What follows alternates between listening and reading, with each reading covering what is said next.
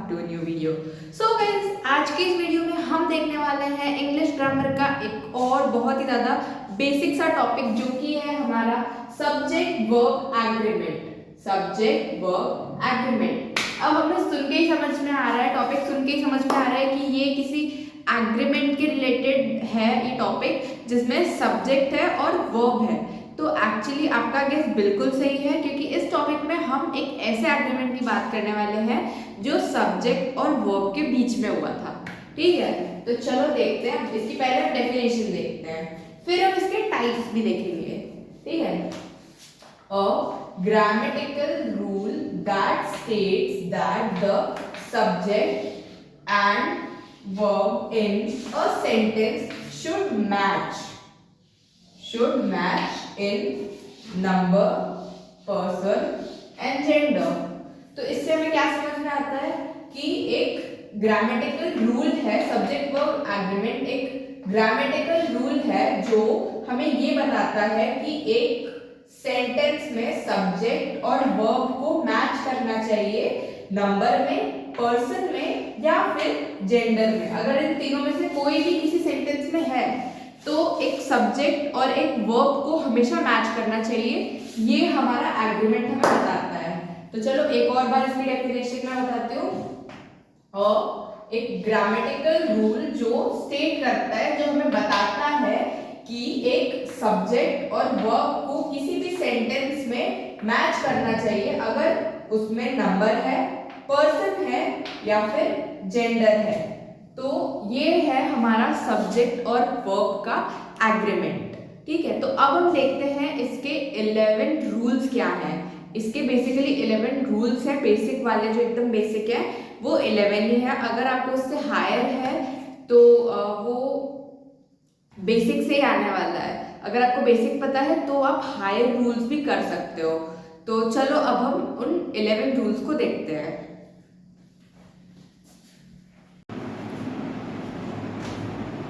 So guys, ये देखो मैंने यहाँ पे फर्स्ट 3 रूल्स लिख दिए हैं। तो चलो पहले भी इन्हें पढ़ते हैं, बाकी के हम इसके बाद देखेंगे।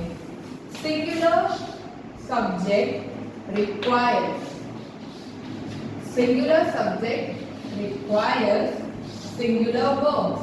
मतलब जो सिंगल सब्जेक्ट्स होते हैं उनको हमेशा सिंगल वर्ब ही चाहिए। ठीक है, plural subjects require plural verb. जो प्लूरल सब्जेक्ट्स होते हैं उनको हमेशा प्लूरल वर्ब्स ही चाहिए होते हैं। ठीक है, verbs. Compound subjects with word and required plural verbs. मतलब जो कंपाउंड सब्जेक्ट होते हैं एंड उनमें एंड वर्ड उनके साथ होता है तो उन्हें भी प्लूरल वर्ब भी चाहिए होते हैं। ठीक है, तो singular subjects required singular verbs, plural subjects required plural verbs, compound subjects with word and required plural verbs. ठीक है, तो अभी आप जैसे कि देख सकते हो मैंने अपने पीछे 3 और रूल्स लिख लिए हैं। लाइक अब हो गए हमारे 6 रूल्स। तो चलो अब इन्हें भी समझते हैं। Compound subject with the word और नॉर। मतलब एक कंपाउंड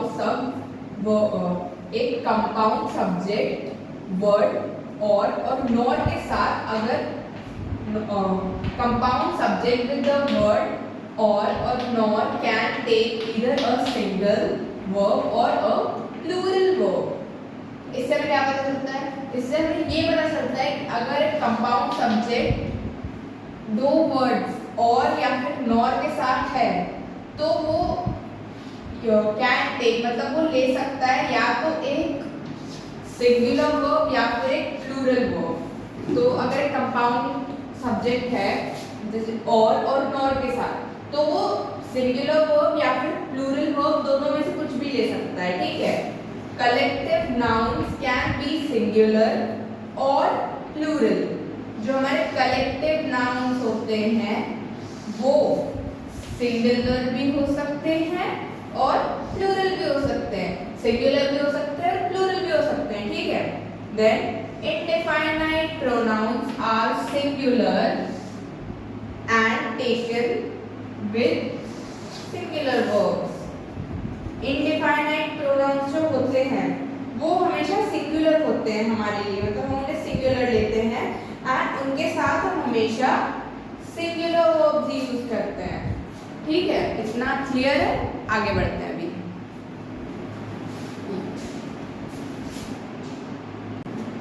सो गाइस, ये हैं हमारे कुछ नेक्स्ट 3 रूल्स, मतलब इनको मिला के हमारे 9 रूल्स हो गए हैं।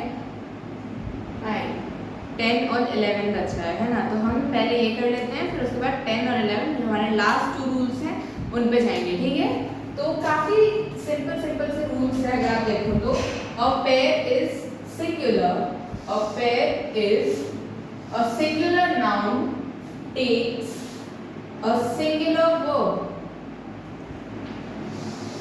मतलब अगर हम एक पेयर की बात कर रहे हैं तो वो हमारा सिंगुलर नाउन है और वो क्या टेक करता है, मतलब क्या लेता है, सिंगुलर वर्ब लेता है।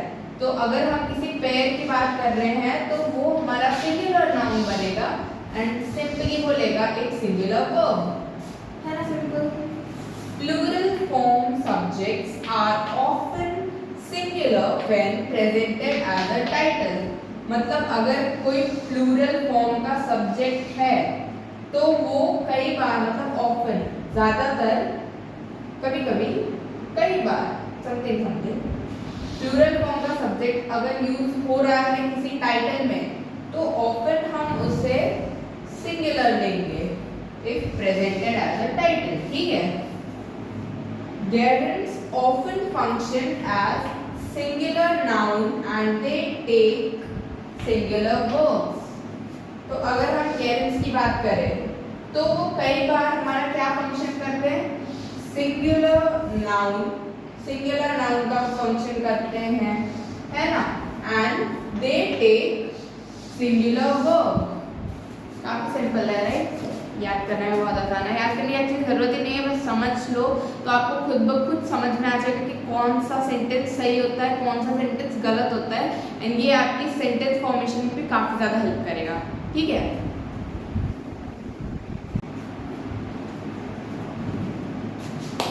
सो गाइस, ये है हमारे लास्ट के 2 रूल्स जो कि बाकी सारे रूल्स की तरह काफी इंपॉर्टेंट है। तो चलो अब इन्हें देखते हैं। The phrase one of the bracket में plural noun, one of the plural noun who or that requires a singular verb। मतलब अगर किसी भी फ्रेज में who और that एक प्लूरल नाउन की तरह भी यूज हो रहा है तो भी उसे एक सिंगुलर वर्ब ही यूज होगा। मतलब उसके लिए हम क्या यूज करेंगे, उसके लिए हम सिंगुलर वर्ब यूज करेंगे। ठीक है, they is a third person pronoun. इसका क्या मतलब है, जैसे आप और मैं बातें कर रहे हैं और हम किसी थर्ड पर्सन के बारे में बातें कर रहे हैं तो हम उनके लिए दे यूज करेंगे, है ना। सो इसीलिए they is a third person pronoun that can be both singular और प्लूरल। मतलब दे सिंगुलर भी हो सकता है और दे प्लूरल भी हो सकता है। ठीक है, so thank you so much for watching. आज के लिए इतना ही। Hope you like the video. पसंद आया होगा तो वीडियो को यहीं पे मैं एंड कर रही हूँ। पसंद आया होगा तो वीडियो को लाइक करना, शेयर करना एंड चैनल को सब्सक्राइब करना। Thank you so much for watching. Bye bye and comment करना बिल्कुल मत भूलना।